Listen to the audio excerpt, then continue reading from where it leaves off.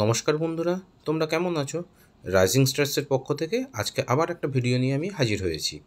তো আজকে দুপুরের পর থেকে আমার খুব মিষ্টি খেতে ইচ্ছে যাচ্ছিল, ঘরে মিষ্টিও আনা নেই। তা ভাবলাম কি করা যায়। তা আমার বউ আমাকে বুদ্ধি দিল যে চলো ঘরে লাড্ডু বানিয়ে ফেলি। যেমনি ভাবা অমনি কাজ। ঘরে কি খানিকটা বেসন ছিল। তা বেসনটাকে আমরা ছোলার বেসনটা ইউজ করতে ভালোবাসি, ছোলার বেসনের টেস্ট আমার বেশি ভালো লাগে। তা বেসনটাকে আমরা এভাবে গুলে নেবো। আর অন্যদিকে একটা ফ্রাইং প্যানে আমি কিছুটা সাদা তেল গরমে বসিয়ে দিয়েছিলাম তখনই। তা তেলটা গরম হয়ে গেলে একটা ছাঁচা হাতা যাকে বলে, যেটা দিয়ে ওই ফুটো ফুটো হাঁটাগুলো থাকে, সেই হাতাটাকে আমরা ইউজ করব এখানে। তেলটা কিন্তু গরম হয়ে গেছে, আর বেসনটাতে যেন কোনো লাম্পস না থাকে সেভাবেই গুলতে হবে। এবার বেসনটাকে আমরা কীভাবে দেখো, ছাঁচা হাতার সাহায্যে এই কড়াইয়েই ফেলবো। ওই বোঁদে টাইপের একটু ওই ইয়েগুলো বেসনটাকে ভাজবো বোঁদের মতন করে। তা সেক্ষেত্রে এটা যদি একটু লেগেও যায় গায়ে গায়ে, কোনো অসুবিধে নেই, সেটারও পরে ব্যবস্থা হয়ে যাবে। কারণ দেখুন, আমরা তো অতটা প্রফেশনাল নই, তাই এটা অবশ্যই গায়ে গায়ে লাগবে। তা এটা হালকা লাল করে, খুব লালও হবে না, মানে একটু ভাজা ভাজা হয়ে গেলেই আমরা এটাকে একটা পাত্রে তুলে রেখে দেবো। ঠান্ডা হওয়া, মোটামুটি মিডিয়াম ঠান্ডা হতে দেবো।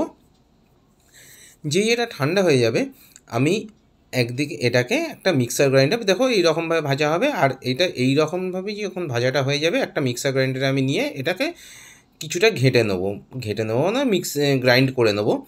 এবারে একদিকে আমি আবার ওই একটা ফ্রাইং প্যানে কিছুটা জল, কিছুটা বলা ভুল, বেশ পরিমাণ মতন জল এখানে নিয়ে নেবো।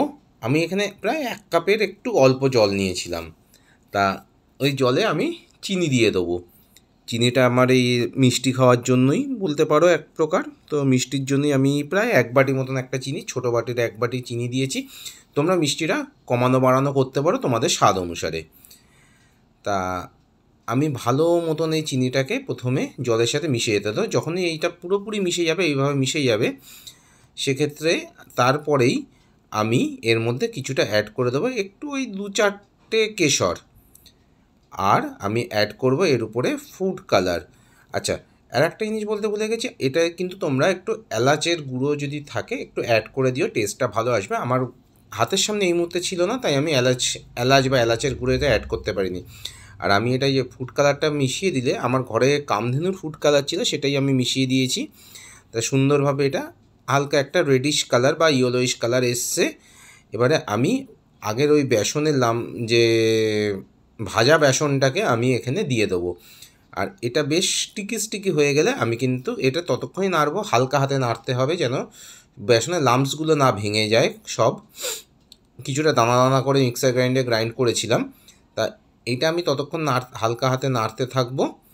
এবং এর মধ্যে আমি কিছুটা ওই 7-8 কুচি চারমগজ অ্যাড করে দেবো। 7-8 কুচি বলা ভুল, অনেকটাই বেশ দিয়েছিলাম, কিন্তু তোমাদের স্বাদ অনুসারে এটা দিতে পারো, নাও দিতে পারো, এটা তোমাদের উপর ডিপেন্ড করছে কী দিয়ে করবে। আর এটা এরকমভাবে যখন একদমই আঠালো ভাব চলে আসবে, এটাকে নাবিয়ে নিয়ে ঠান্ডা করে নিতে হবে। ঠান্ডা করার পরে সুন্দরভাবে এটাকে হাতের মধ্যে পাকিয়ে নিয়ে লাড্ডুর শেপ দিয়ে নিলেই হয়ে গেল আমার লাড্ডু রেডি। আর তোমরা যারা ফেসবুক থেকে দেখছো, অতি অবশ্যই এটাকে লাইক করো। ইউটিউব থেকে দেখলে আমার চ্যানেলটিকে সাবস্ক্রাইব করো, ফলো করো, লাইক করো, শেয়ার করো, সাবস্ক্রাইব করো। আর ভালো লেগে থাকলে অতি অবশ্যই বানিয়ে খেও। এই হচ্ছে আমার ফাইনাল লুক। থ্যাংক ইউ, টাটা, বাই বাই।